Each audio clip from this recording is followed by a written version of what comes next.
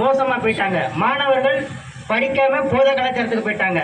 இளைஞர்கள் வேலை இல்லாமல் ஒன்றும் இல்லாமல் செல்ல நோண்டிக்கிட்டே இருக்கிறாங்க. அதே மாதிரி வருவாய் இழப்பு ரொம்ப ஏற்பட்டிருக்கு. இதெல்லாம் யாரால் ஏற்படுது? பிஜேபினால.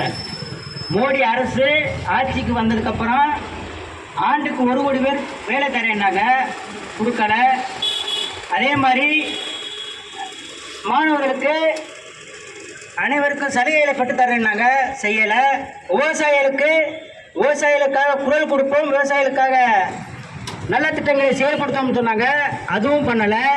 அவங்க என்ன பண்ணியிருக்காங்க அப்படின்னா இந்துத்துவாவை மெருகேற்றிருக்காங்க. ஆர்எஸ்எஸ்ஸை வெளிப்படையாக கொண்டு வந்திருக்காங்க. பிஜேபியோட கொள்கை என்ன? ஆர்எஸ்எஸ் தான். ஆர்எஸ்எஸ் 1925 துவங்குனுச்சு. அதே ஆண்டு தான் நம்ம கட்சியும் துவங்கப்பட்டது.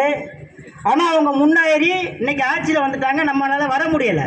ஏன்னா நீங்கள் இந்த இடத்துல பார்ப்பீங்க, ரோடு இருக்குது. ரோட்டில் போகிறவன் நல்லவனா கெட்டவனான்னு பார்க்குறது யாருமே கிடையாது. இப்போ நம்ம சிவப்பு துண்டு போட்டிருக்கோம். இங்கேருந்து பேராங்குளத்துலேருந்து வீதியில் வரும்போது பார்த்தோம், நல்ல வரவேற்பு தான், மகிழ்ச்சியான விஷயம். ஆனால் யாரும் நம்மளோட வரமாட்டுறாங்க. அதுதான் ஒரு வேதனையான விஷயம், வேறு ஒன்றும் இல்லை. மக்கள் நம்மளை ஏற்றுக்கிறான், ஆனால் நம்மள்கிட்ட வந்து நிற்க மாட்டாங்க. தயக்கம் இருக்குது. ஆனால் மாற்றம் மாறிக்கிட்டே தான் இருக்குது. இப்போ தமிழ்நாட்டில் எடுத்துக்கோங்க, மாற்றம் இல்லாமல் இல்லை, மாறி இருக்குது. அதே மாதிரி நாளடைவில் இந்தியாவில் ஒரு பெரிய மாற்றம் வரும்.